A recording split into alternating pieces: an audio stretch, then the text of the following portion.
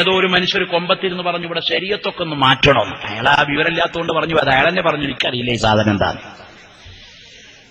85 പറഞ്ഞു ശരീഅത്തൊന്ന് മാറ്റണം. കുറച്ചു ദിവസം കഴിഞ്ഞപ്പോ അയാൾ തന്നെ പറഞ്ഞു, ഇത് തൊട്ടതാപത്തായി എന്ന് മനസ്സിലായപ്പോ, എനിക്കറിയില്ല, അത് മേലിന് പോയാൽ മതി. നമ്മൾ അയാളെ വെറുതെ വിട്ടോ? പ്രകടനം നടത്തിയില്ലേ? ഇവിടെ ട്രെയിൻ തടഞ്ഞില്ലേ? എയർപോർട്ട് വളഞ്ഞില്ലേ? ഉപരോധം നടന്നില്ലേ? എന്തൊക്കെ പ്രശ്നങ്ങളാ ശരീഅത്ത് മാറ്റാൻ ഒരു മുസ്ലിമല്ലാത്തവൻ പറഞ്ഞപ്പോ നമ്മൾ എന്തൊക്കെ കാട്ടിക്കൂട്ടി ഇവിടെ. അയാൾ വിചാരിച്ച അവിടെ ശരീഅത്ത് മാറുമോ? മാറൂല. പക്ഷെ അയാൾ പറഞ്ഞതുകൊണ്ട് അല്ലാഹു തആല നമുക്ക് കുറെ അനുഗ്രഹം ഉണ്ടായി. അയാളെ കൊണ്ട് ശരീഅത്ത് എന്താന്ന് കുറച്ച് ആളുകൾക്കൊക്കെ തിരിഞ്ഞുപോയി.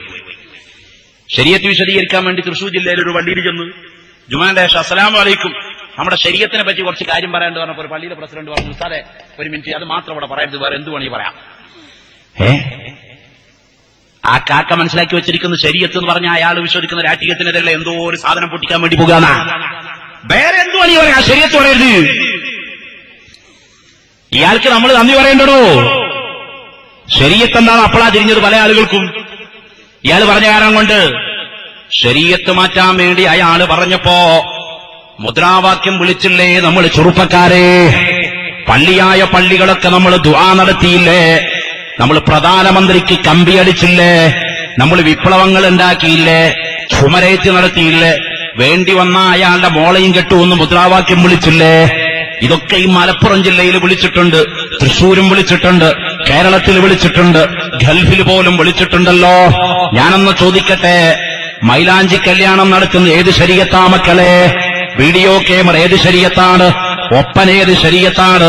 അള്ളാന്റെ റസൂലിന്റെ ശരീഅത്ത് മാറ്റുന്നവൻ ഇവിടെ നമ്പൂരിപ്പാടല്ലടോ, ലാൽകൃഷ്ണ അദ്വാനിയല്ലടോ, മറ്റാരുമല്ല, വാൽത്താക്കറയല്ല, ഉമാഭാരതിയല്ല, വിനയ് കത്യാരല്ല. അള്ളാന്റെ റസൂലിന്റെ ശരീഅത്ത് മാറ്റുന്നത് വീഡിയോ ക്യാമറ കൊണ്ടുവന്ന് ഹറാമായ പടമെടുത്തിട്ട് അന്യപുരുഷന്മാർക്ക് കൊണ്ടുപോയി പ്രദർശിപ്പിക്കുന്ന ഈ കുഫ്രിയത്തൊന്ന് നിർത്തണം മുസ്ലിമീങ്ങളെ. ഓരോ മുസ്ലിം ഭവനത്തിന്റെ മുകളിലും എടോ 10 ലക്ഷം രൂപ നിനക്ക് ബിസിനസ്സിൽ ലാഭം കിട്ടുമ്പോ അനാവശ്യമായ സ്റ്റാർ TV വാങ്ങിച്ചു വെച്ചിട്ട് ആജിയാരെ നിന്റെ പുറയ്ക്ക് മുകളിലല്ലേ സ്റ്റാർ TVയുടെ ചാനലിരിക്കുന്നത്?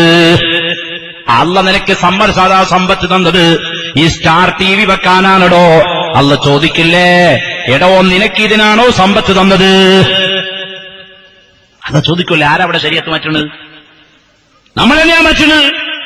എന്നിട്ട് ഇപ്പുറത്ത് നിന്നിട്ട് നമ്മൾ വലിയ ആളായിട്ട് പറയണു ശരീഅത്ത് മാറ്റാൻ ഞങ്ങൾ സമ്മതിക്കൂല. ആര്? ഇവൻ തന്നെയാ. വേറെയുണ്ട്. വെറുതെ അങ്ങോട്ട് വായത് പറഞ്ഞിട്ട് കേട്ടാ പോയാ പോരാ. എവിടെങ്കിലും നേർച്ചപ്പൂരങ്ങൾ നടക്കുമ്പോ, എവിടെങ്കിലും വീഡിയോ ക്യാമറ നടത്തുമ്പോ, എവിടെങ്കിലും മൈലാഞ്ചി കല്യാണം നടത്തുമ്പോ, എവിടെങ്കിലും ഒപ്പന പ്രദർശിപ്പിക്കുമ്പോ അവിടെ ഒരു 100 ചെറുപ്പക്കാരൊന്ന് ചെല്ലട്ടെ.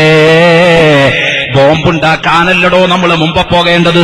ആദ്യം നമ്മൾ കത്തിണ്ടാക്കാനല്ലടോ പോകേണ്ടത്. കുറുവടി സംഘടിപ്പിക്കാനല്ലടോ പോകേണ്ടത്. അതൊന്നും ഇസ്ലാമിനൊരു ചുക്കും നേടാനില്ല. ബോംബുകളുടെ മുമ്പിൽ പിടിച്ചു നിന്നതാണ് ഈ മതം. കുറുവടികളെ തോൽപ്പിച്ചതാണ് ഈ മതം. കരിമ്പാറക്കെട്ടുകളെപ്പോലെ ഉറച്ച മരുമല്ലന്മാരെ അടർത്തിയിട്ടുകൊണ്ട് അടർക്കളത്തിൽ വെട്ടിവീഴ്ത്തിയ മഹാനായ അബ്ദുല്ലാഹി ഇബ്നു മസ്ഊദ് റളിയല്ലാഹു അൻഹുവിനെ പോലത്തെ നേതൃത്വം കൊടുത്തതാണ് ഈ മതം. അതുകൊണ്ട് ഈ സമുദായത്തിൽ ഒരുപാട് ചെറുപ്പക്കാരില്ലേ?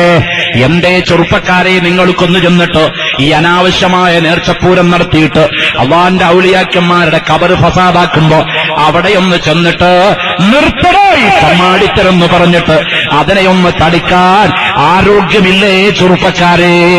10 ചെറുപ്പക്കാരെന്ന് കൂടിയിട്ട് മൈലാഞ്ചി കല്യാണം നടത്തിയിട്ട് റസൂലുള്ളാന്റെ ദീന് ഫസാദാക്കുമ്പോ അവിടെ ചെന്നിട്ട് പറഞ്ഞൂടെ? ആചാരാരാവട്ടോ, അയാൾ മുതലാളിയാവട്ടെ, തങ്ങളാവട്ടെ, കാദി കുദാത്താവട്ടെ, അവിടെ ചെന്നിട്ടൊന്ന് പറഞ്ഞൂടെ? നിർത്തണം ഹാജിയാരെ, ഇത് റസൂലുള്ളാന്റെ ദീന് ഫസാദാക്കുന്നതാണ്, ഇത് ഞങ്ങൾ സമ്മതിക്കുന്നതല്ല. എന്റെയും നിന്റെയും ഉമ്മമാരെ വീഡിയോ ഫോട്ടോ എടുത്തു കൊണ്ടുപോയിട്ട് അനാവശ്യമായ ആണുങ്ങളുടെ മുമ്പിൽ പ്രദർശിപ്പിച്ചിട്ട് എന്റെയും നിന്റെയും ഉമ്മമാരുടെ സൗന്ദര്യം കാണിച്ചിട്ട് വ്യഭിചാരം നടത്തുന്ന പരിപാടിയുണ്ടല്ലോ, അതൊന്ന് നിർത്തണം സഹോദരന്മാരെ. ഇതിനാണ് നമ്മൾ നമ്മുടെ ആഴ്ചയിൽ വഹിക്കേണ്ടത്. ചില ആളുകൾ ഇപ്പൊ ചിന്തിച്ചിരിക്കുന്നത് നമ്മുടെ ഇസ്ലാം നടത്തണമെങ്കിൽ കുറച്ച് കൂമങ്കല്ല് പാലത്തിന്റെ ചോട്ടിലുള്ള കുറച്ച് ജാതി പോലത്തെ കുറെ മറ്റേ പൈപ്പ് ബോംബും കൊയൽ ബോംബും ഒക്കെ വേണമെന്നാണ്. അതുകൊണ്ടൊന്നും ഇസ്ലാമിനൊന്നും നേടൂല്ല. അങ്ങനെ ചില ആളുകൾ ഇപ്പൊ ഇറങ്ങി പെട്ടെന്ന് പുറപ്പെട്ടിട്ടുണ്ട്, നമ്മൾ ഇങ്ങനെ ആയാൽ പോരാ, കുറച്ച് വാളും കത്തിയൊക്കെ ഉണ്ടാക്കിയേക്കാം. എന്നിട്ട് എന്താ കാര്യം? ഇതെടുക്കാൻ ധൈര്യം വേണ്ടേ? എന്തോടോ ധൈര്യം? ധൈര്യം എവിടുന്നാ കിട്ടുക? ധൈര്യം കിട്ടണമെങ്കിൽ ശൂന്യാകാതെ പറ്റൂല. അതിന് വിളിക്കാൻ ബദരീങ്ങൾ വേണം. ബദരീങ്ങളെ വിളിക്കാത്തവനും മമ്പറത്തെ തങ്ങളെ വിളിക്കാത്തവനും എവിടെ ധൈര്യം കിട്ടും? ആരിഫീങ്ങളിൽ വിശ്വാസമില്ലാത്തവനോടും ധൈര്യം കിട്ടും?